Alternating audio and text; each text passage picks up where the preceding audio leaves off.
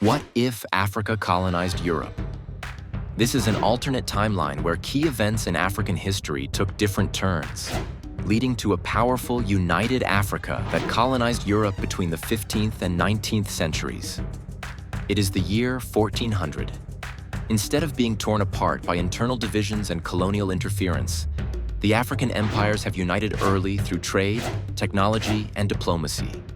The tribes have set aside their conflicts, seeking not war, but a better future, perhaps one that lies beyond their current lands.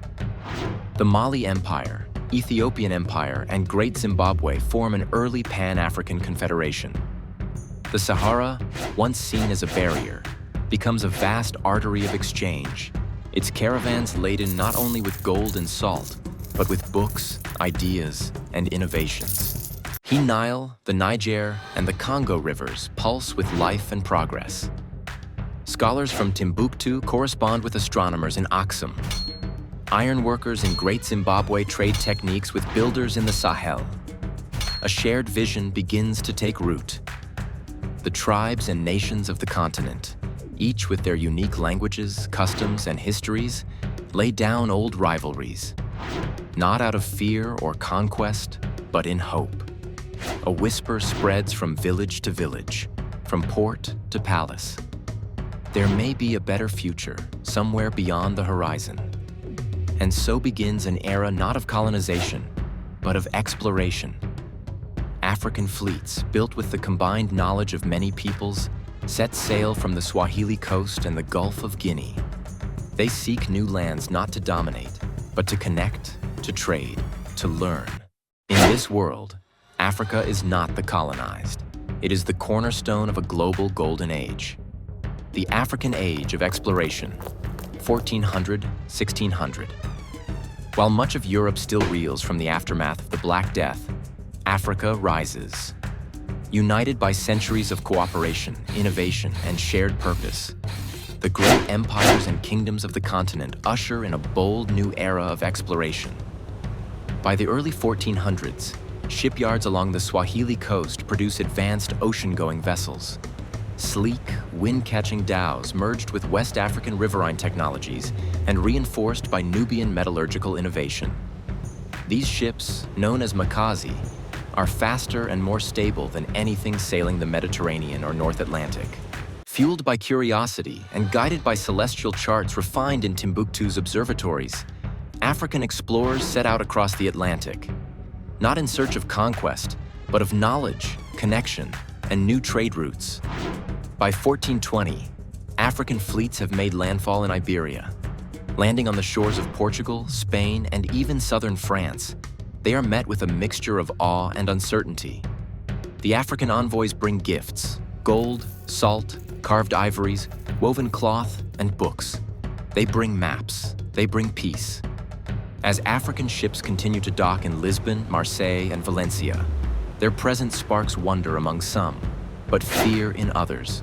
European nobility, still rebuilding fragile power structures after the devastation of the Black Death, view these African diplomats and scholars not as allies, but as rivals. Merchants in Genoa and Venice grumble that African goods are too fine, too plentiful, too cheap. The church eyes Timbuktu's scholars with suspicion, disturbed by whispers of religious tolerance and ideas beyond their control. Tensions can no longer be calmed.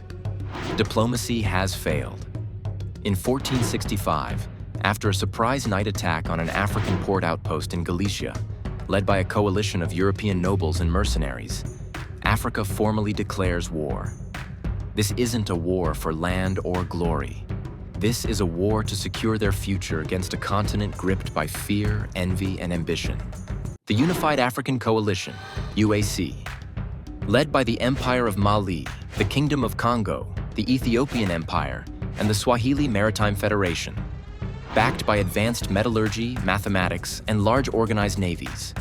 They combine traditional African warfare with gunpowder tech adapted from earlier Chinese and Arab contact. The European Continental Alliance, ECA, an uneasy alliance of Castile, Aragon, Portugal, and factions from the Holy Roman Empire. Still recovering from plague and internal feuds, They are desperate to contain Africa's influence and reclaim control over trade routes. The winds shifted in 1465, not just in the skies above the Atlantic, but in the world order itself. Africa, once overlooked by Europe's growing empires, surged onto the stage with a storm of black sails and blazing ambition. From the shores of the Makazi coast came warships unlike anything seen in Europe. Sleek, wind-slicing vessels crafted from rare hardwoods and reinforced with bronze-riveted hulls. Their speed, precision, and mastery of oceanic currents stunned the Iberian powers. By 1467, entire merchant fleets were vanishing into the sea spray, burned, scattered, or seized by African admirals whose names would soon haunt European maps. Admiral Okoye, General Seshego, Lady Moana of the Southern Fleet.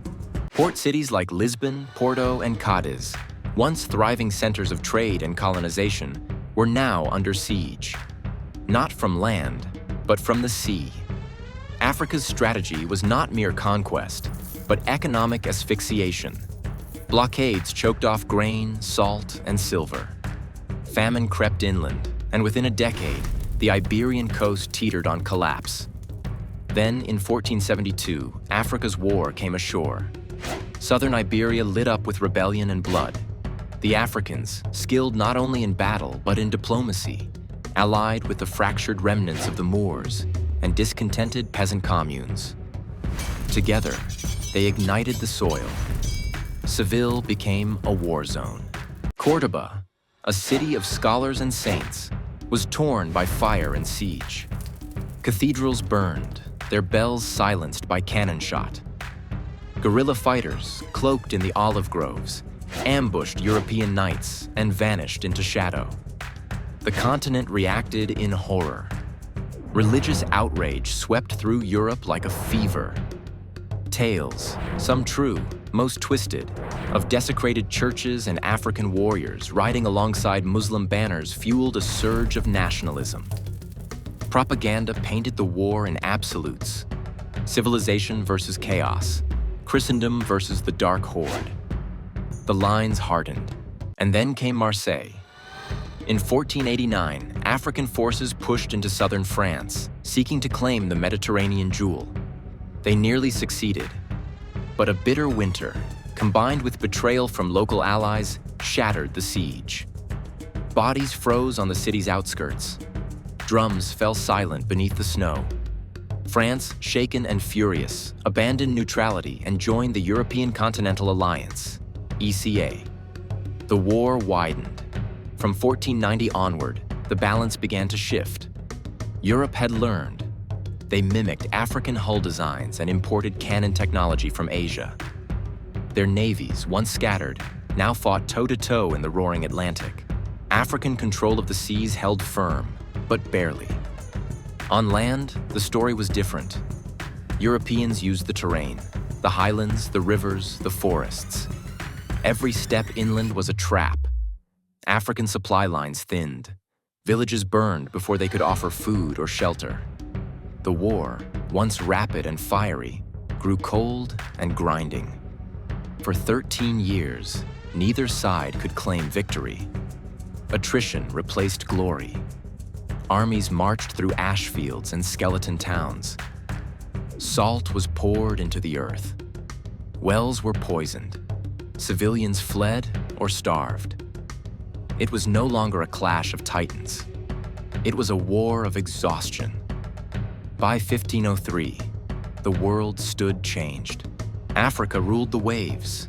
Europe clung to its heartlands. Neither side had won, but neither could surrender.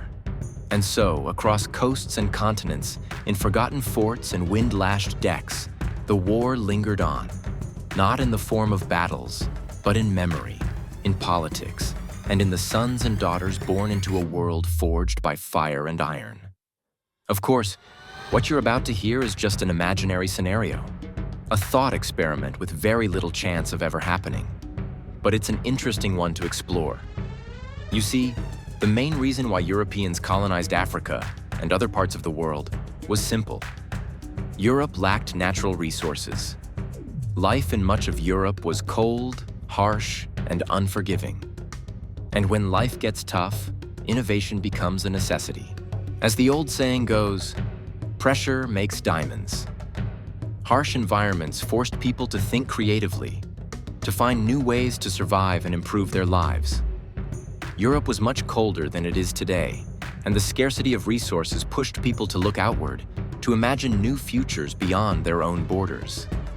Now contrast that with Africa, a continent blessed with abundance, fertile land, a warm climate, rich biodiversity, and natural resources in almost every corner. There was less of a need to look elsewhere. Why leave paradise? And even if ancient African civilizations had considered colonizing Europe, there wouldn't have been much incentive. Europe is smaller. It doesn't have the same level of natural wealth. And a massive migration from Africa to Europe would have meant fewer returns for greater effort, not a smart trade-off. So in a way, it's the struggle that sparked Europe's outward expansion, while Africa's abundance meant there was less reason to seek life beyond its borders. But again, this is just a theory, a story woven from what-ifs and history's harsh realities. If you enjoyed this thought experiment and want to dive deeper into more theories like this, don't forget to smash that like button and subscribe to Tiny Theories, where big ideas come in small packages.